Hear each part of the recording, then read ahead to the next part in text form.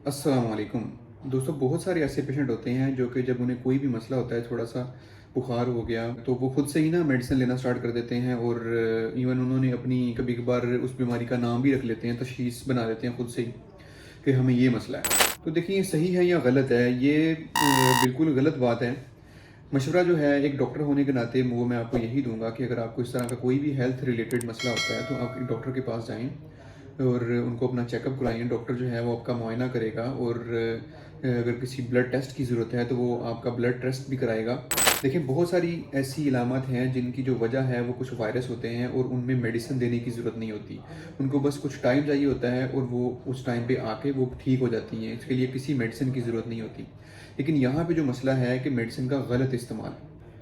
देखिए, फ़र्ज़ करें किसी पेशेंट को फ़ीवर होता है और या पेट में दर्द होता है, तो वो खुद से ही पेन किलर और एंटीबायोटिक लेना स्टार्ट कर देता है और इवन के 2 से 3 दिन तक वो ठीक भी हो जाता है।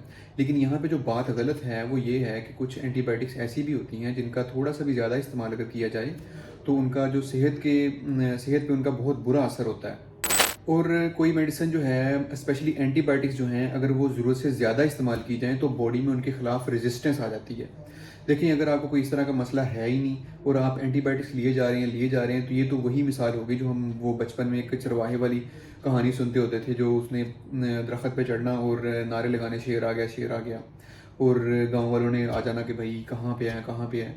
वो जो शेर है वो फ़र्ज़ कर लें इन्फेक्शन है और जो गाँव वाले हैं वो एंटीबायोटिक है कि भाई हम उस चरवाहे को इस शेर से बचाएँ। ठीक है, और वो इसी तरह लगा रहा, एक दिन सच में शेर आ गया और वो चरवाहे आए नहीं भाई कि ये अभी फिर झूठ बोल रहा है ये। तो देखें, इसका जो ओवर यूज़ ऑफ एंटीबायोटिक जो है, इससे एक तो साइड इफ़ेक्ट्स होते हैं इनके, दूसरा ये है कि बॉडी में रेजिस्टेंस आ जाती है। देखें, इस रिसर्च में भी आप देख सकते हैं कि जो एंटी माइक्रोबियल जो हैं, जैसे कि एंटीबायोटिक्स हैं, उनका एक्सेसिव यूज़ जो होता है, तो वो बॉडी में रेजिस्टेंस ले आता है, जिसकी वजह से जो इन्फेक्शन आपको आगे इन फ्यूचर में होंगे, वो उनका इलाज जो है वो आसानी से नहीं हो पाएगा। और खुदा ना खास्ता कोई ऐसा पेशेंट है हॉस्पिटल में एडमिट होता है, तो उसका बहुत देर तक हॉस्पिटल में स्टे बढ़ जाएगा। और अल्लाह माफ़ करे, बहुत सारे ऐसे केसेस हैं जिनमें एक छोटी सी इवन टाइफाइड जो है उसमें हम कॉमन सी एंटीबायोटिक सिप्रो और इजिथ्रो जो है वो यूज़ करते हैं। उसका ज़्यादा इस्तेमाल से ऐसे भी पेशेंट हैं जो 10-10 साल के थे और उनमें रेजिस्टेंस आने की वजह से उनकी हॉस्पिटल्स में डेथ हुई हैं। तो ये बिल्कुल गलत बात है। आप इसका इस्तेमाल, एंटीबायोटिक्स का एक्सेसिव यूज़ जो है वो ना करें। और अगर कोई भी मसला हो, आप डॉक्टर के पास जाएँ, डॉक्टर को चेकअप कराएँ, वो आपका मुआयना करता है, आपके कुछ ब्लड टेस्ट करता है। ब्लड टेस्ट से पता चलेगा कि कोई वायरस ये इन्फेक्शन है या कोई बैक्टीरिया से इन्फेक्शन है। किसी इन्फेक्शन के लिए मेडिसिन लेने की ज़रूरत भी है कि नहीं है।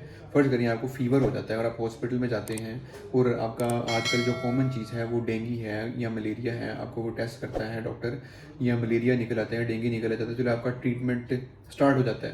लेकिन फ़र्ज़ करें कोई लाइट सा फ़ीवर, कोई थकावट की वजह से खाँसी, नज़ला, ज़ुकाम में फ़ीवर हो जाता है, उसके लिए आप बगैर डॉक्टर को दिखाए आप एंटीबायोटिक्स यूज़ करना चाह रहे हैं, तो देखिए रेजिस्टेंस ही आएगी ना इससे। इसलिए मशवरा मानें और अगर कोई भी मसला हो तो आप डॉक्टर को चेक कराएँ। Thank you.